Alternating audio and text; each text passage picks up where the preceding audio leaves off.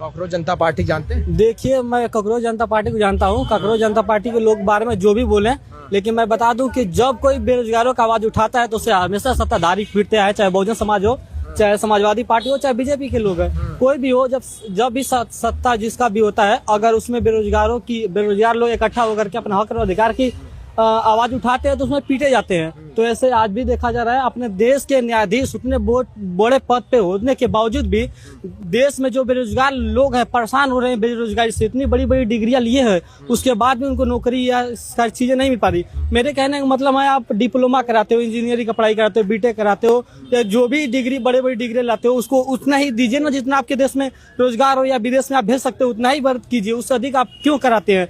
अब लोग पॉलिटेक्निक करके उसके बाद सरकार तो नौकरी दे रही है। अभी देखिए पुलिस भर्ती में कितनी नौकरियां निकाली। देखिए, इतनी नौकरियां से देश के रोजगार नहीं खत्म हो जाएंगे। मैं बता दूं कि आपके लखनऊ शहर में जितने छात्र हैं उतने ही छात्र की नौकरी अगर दे पूरा उत्तर प्रदेश तो मैं मान जाऊं, उतनी नौकरी नहीं दे सकती है। मेरे कहने का मतलब है, अलग अलग विभाग बना करके अलग अलग तरीके से चीजों को होनी चाहिए।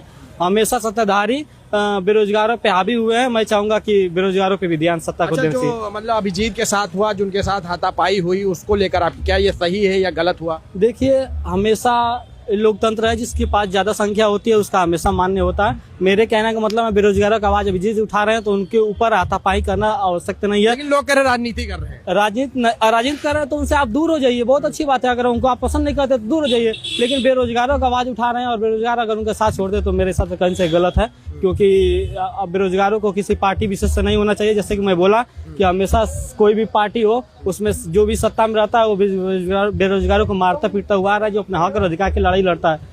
तो इसलिए मैं चाहूंगा कि पार्टी विशेष इसको नहीं देखना चाहिए।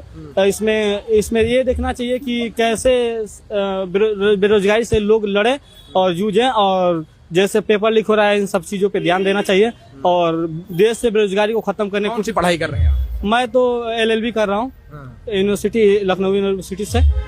और आगे मैं गरीबों का बहुत ज्यादा मसीहा बनने की कोशिश करूंगा। क्योंकि मैं क्या करें, गरीबों कैसे हक दिलाएं? जैसे गरीबों का हक दिलाने का मतलब ये है कि मैं देख रहा हूँ कि किसी गरीब व्यक्ति को कोई दो चबड़ा मार दे तो वो व्यक्ति थाने या कहीं भी जाकर प्यार मुकदमा या कुछ भी नहीं कर सकता है, क्योंकि वो गरीब खुद होता है, अपना अधिकार नहीं ले सकता। इसलिए मैं चाहूंगा कि जैसे भी हो सके गरीबों का हक और अधिकार दिलाने की कोशिश करूंगा।